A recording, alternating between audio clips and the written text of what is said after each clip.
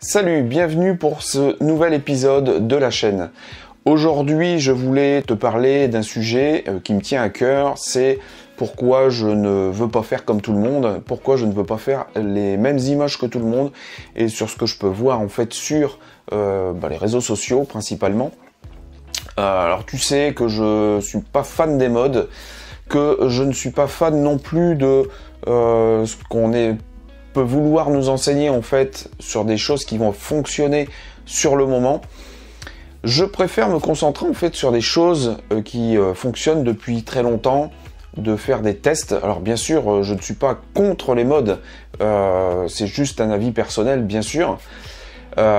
Pourquoi pas essayer certaines petites choses, regarder en fait ce qui fonctionne pour moi, garder juste le positif et de laisser tomber le reste. C'est comme ce que je fais sur pas mal de choses. Donc moi je veux vraiment essayer, tester. Et puis comme tu vas le voir un petit peu après dans la vidéo, en fait c'est tout le travail photographique que je fais depuis 10 ans. Toute l'introspection que je fais, alors peut-être pas depuis 10 ans de manière consciente, mais là depuis quand même 2-3 ans où j'essaie de me poser certaines questions, j'essaie de me poser un petit peu et dans la nature et d'avoir conscience d'où je suis et de la place que j'ai. Et donc c'est tout ce travail qui fait que de plus en plus j'essaye de faire les images qui me correspondent et non pas les images qui vont être likées à des milliers de fois. Alors par contre, tu vois, je suis encore tombé cette semaine sur, alors je crois que c'était 2 comptes. Alors c'était sur des animaux, c'était de l'animalier. Alors il y a d'autres comptes aussi sur différentes choses. Il n'y a pas que l'animalier où j'ai pu voir ça, mais en fait j'ai découvert en fait ces comptes. Alors je ne sais même plus parce que je ne vais même pas les suivre. Des images très jolies, très belles. Mais alors avec un piqué de fou où ça m'a vraiment fait mal à la rétine. J'ai eu mal à mes yeux à regarder ces images, tellement il y avait de piqué, tellement il y avait de détails, de netteté.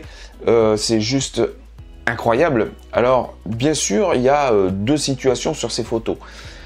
Bien sûr, c'est incroyable parce que quand tu découvres en fait tous ces détails, toute cette netteté sur le sujet, qui, cela dit, est bien mis en valeur, bah oui, c'est super incroyable, c'est fou, tu te dis, c'est incroyable de voir tous ces petits détails en fait sur du plumage par exemple des oiseaux, ou sur le pelage d'un renard ou d'un ours par exemple. Mais en fait, d'un autre côté, je suis absolument pas fan de ça. Parce qu'en fait, moi, ça me fait trop mal à mes yeux. Si j'en regarde trop, eh bien, j'attrape mal à la tête. Et c'est clairement ce que je ne veux pas faire en photo.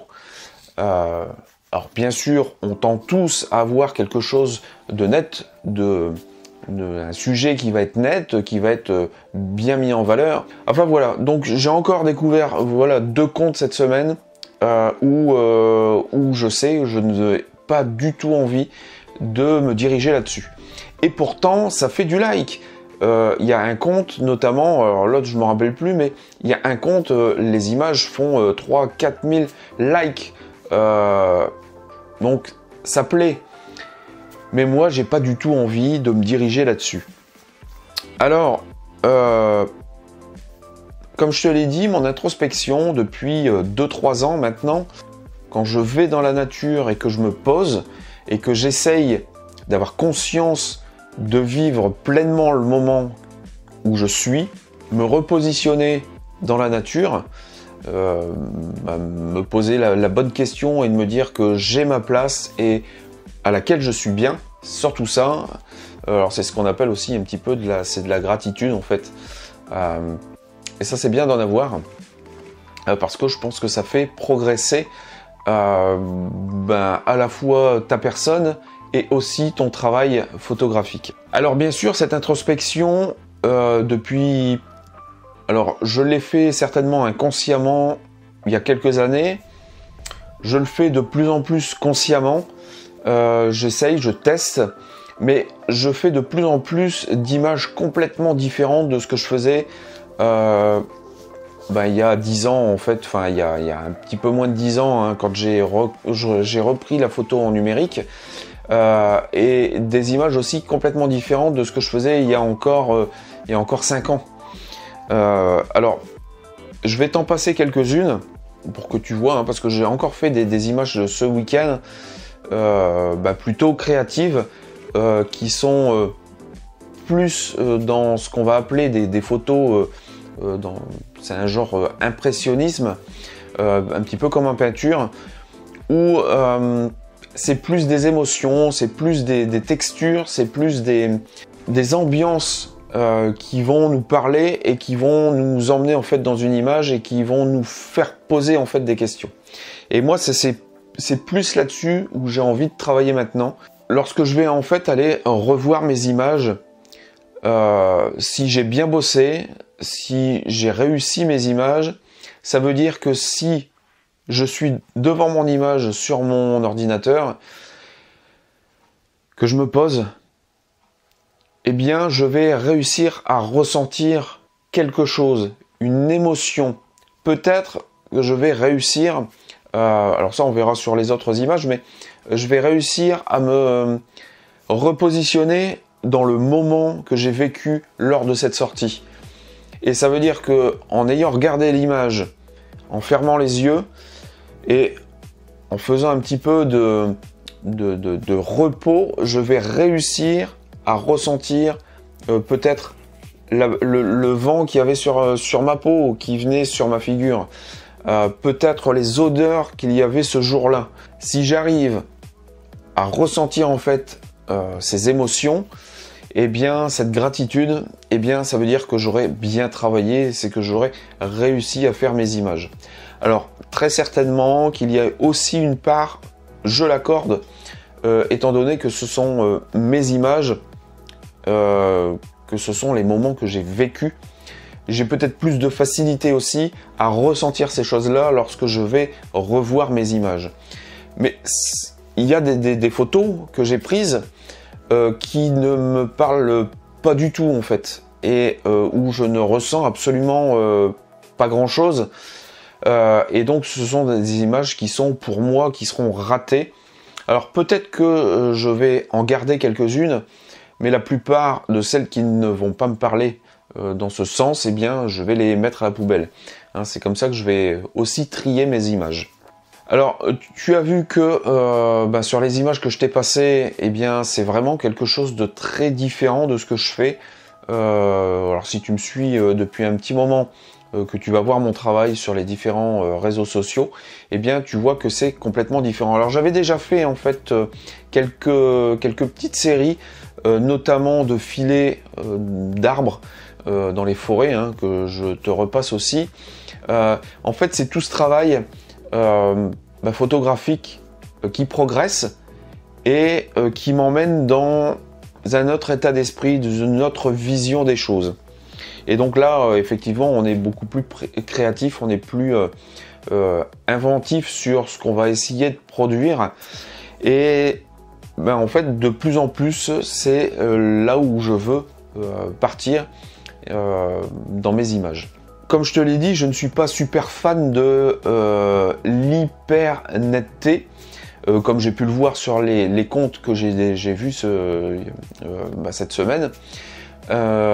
Seulement, je fais aussi d'autres images, bien sûr, qui sont plus nettes que ce que tu viens de voir, bien sûr, où j'ai des sujets qui sont bien nets, mais où il n'y a pas non plus quelque chose d'énorme au niveau de la netteté, au niveau des détails à proprement parler. Ce sont des images qui sont complètement différentes, mais qui sont aussi créatives. Alors je vais t'en repasser quelques-unes aussi.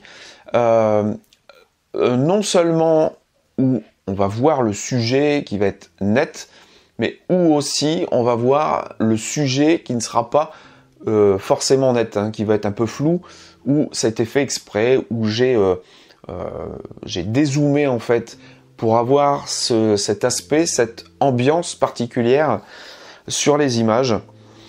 Alors pour moi, être créatif, c'est non seulement produire ce type d'image, mais je crois aussi que il faut aussi produire des images que je vais appeler standards, que l'on voit un petit peu partout.